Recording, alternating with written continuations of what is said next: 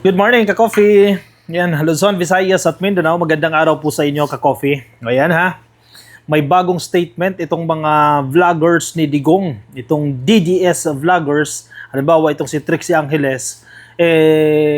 Iba naman ang pautot nila ngayon. Ang sinasabi naman nila ngayon, mga whipping boy daw sila. Kumbaga, nagkakasala itong administrasyon na yan or itong government official na yan, sila ang sinisisi. Kasi sunod-sunod yung kanilang kaso.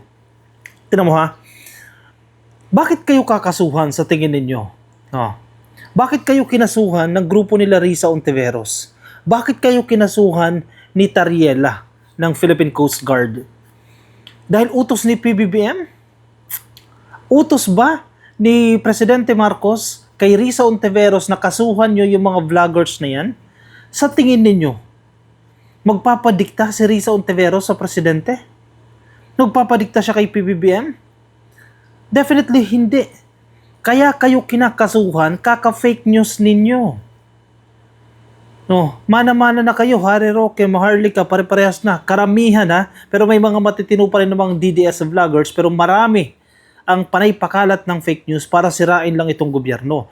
Tapos, kapag sinisingil kayo sa kagagawan ninyo, sinisingil kayo sa pagpapakalat ninyo ng fake news, ginigibit kayo.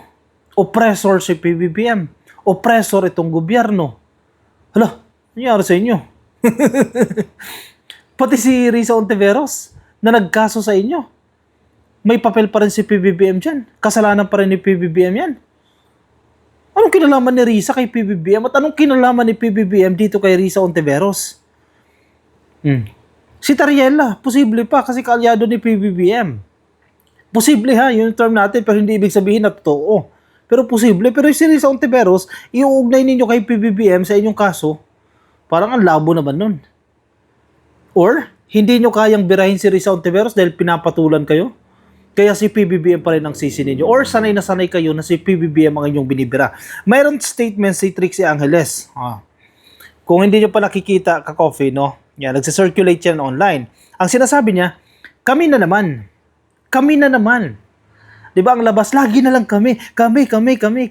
Yan ang pinapalabas nila. Kasi naman, kayo, paulit-ulit kayo sa ginagawa ninyo.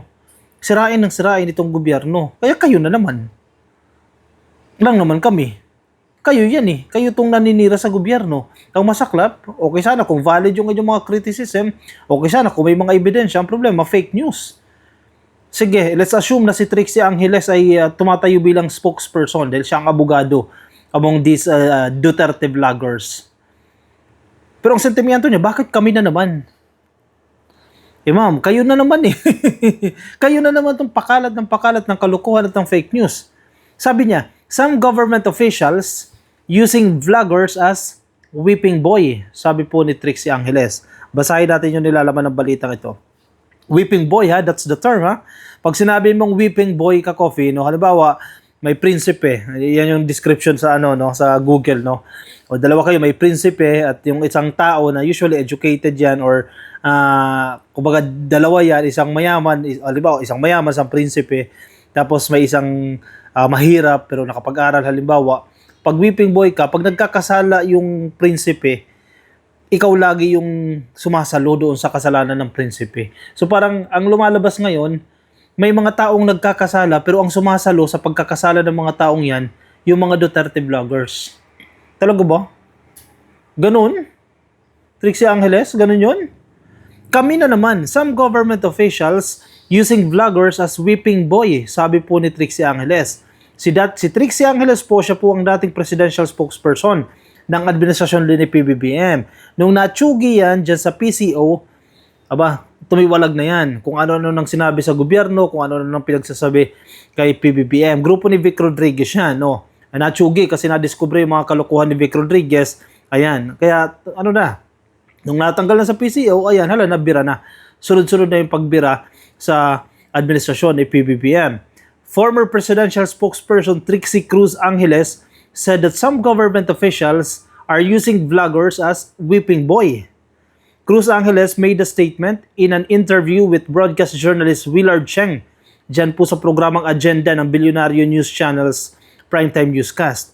in connection with the complaint for investigation filed by Senator Risa Ontiveros against several vloggers. Now, sinong nagkaso? Risa Ontiveros. Anong kaugnayan ni Risa Ontiveros kay PBBM? Mas maiintindihan mo pa kung executive or miyembro o parte ng executive ang nagkaso sa mga vloggers na yan. Kasi posibleng maisip mo pa na merong influence si PBBM dyan. Pero, senador.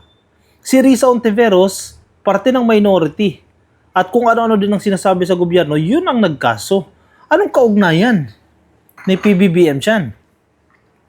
Actually, sabi niya ha, ang nakikita namin dito ay may ilang mga government officials na nasasanay na gawin kaming whipping boy.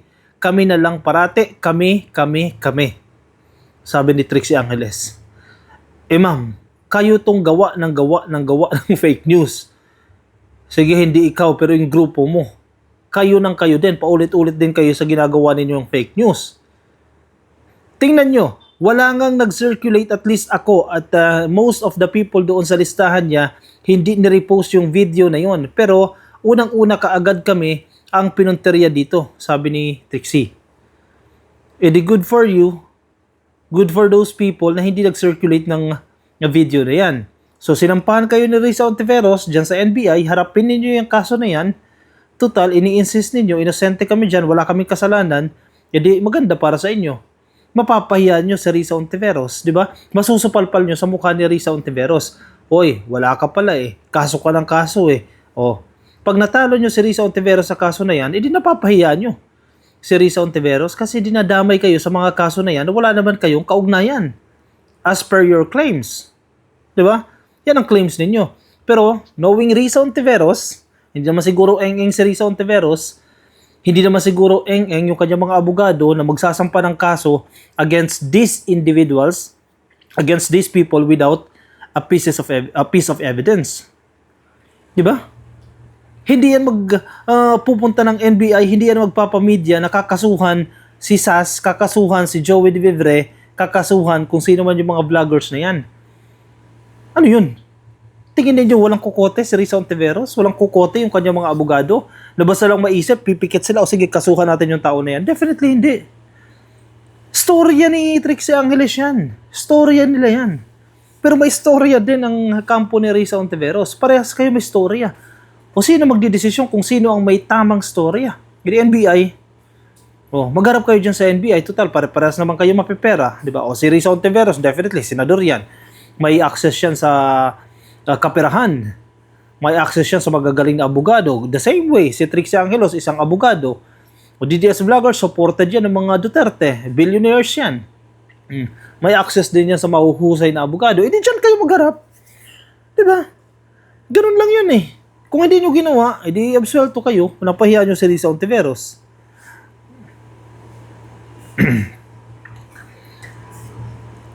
Actually, ang nakikita namin dito ay may ilang mga government officials na nasasanay na gawin kaming whipping boy.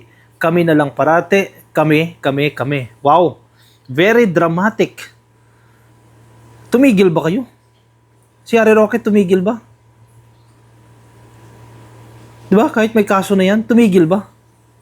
Sila Joey tumigil ba? Sila Sas tumigil ba? Hindi naman sila tumigil eh. O hindi kayo na lang ulit. Kasi parehas kayo ng ginagawa, paulit-ulit pa rin eh. Tingnan nyo, wala ngang nag-circulate, at least ako, and most of the people doon sa listahan na hindi nirepost yung video na yon, pero unang-una kaagad kami ang pinunteriya dito. Sabi niya, Ontiveros filed a complaint before the National Bureau of Investigation, dyan po sa NBI, para po imbestigahan itong mga tao na nasa likod ng pagpapakalat ng 2 videos ni Michael Murillo, alias Rene, the Senate witness who retracted his statement against Pastor Apollo Kibuloy. Alam mo, itong pagbawi ng pahayag na ito, kung totoo man yung video na yan, against Kibuloy, may tao nasa likod dyan. May kumilos dyan. O ito, gawin mo to, ito, bawiin mo, ito, hawak ko pamilya mo kung hindi ka mag-retract ng statement mo. Ito mangyayari sa'yo, etc.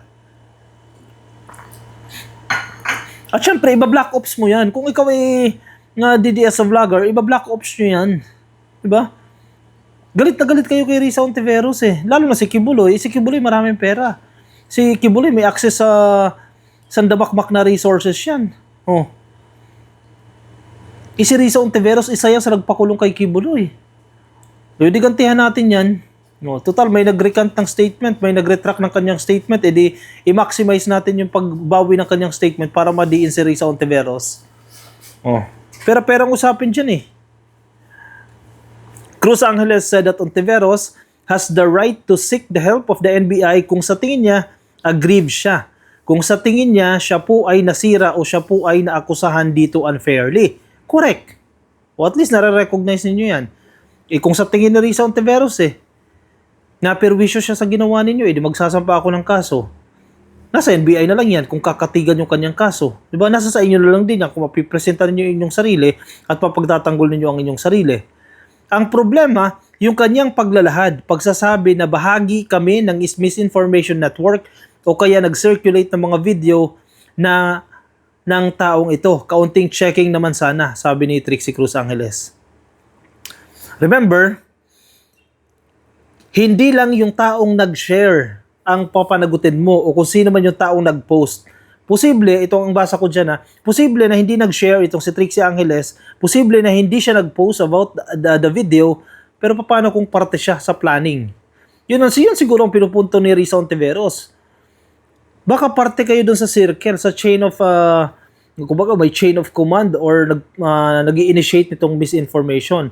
Posible, hindi ka nag-post, di ba? Literal na nag-post, hindi mo ginawa yan, pero parte ka ng planning. O, di ba? Hindi pwede ka rin kasuhan. So, hindi ibig sabihin na hindi naman ako nag-share yan, hindi ako nag-post yan, absuelto na ako sa kaso. Paano kung may nakarating na testimonya o may nakarating na ebidensya sa grupo ni Risa Ontiveros na parte kayo sa pagpaplano ng pagpapakalat nitong misinformation? Di ba? I hope nagigets ninyo yung point ko. Not necessarily na nag-share ka ng video. Posibleng hindi ka nag-share pero parte ka o kasama ka sa nagplano para ipakalat yung video na yan. Di ba? Doon sa video, medyo live kasi yun Sinabi ko, bago namin tinalakay, sabi ko, may naglabas ng video na ganito.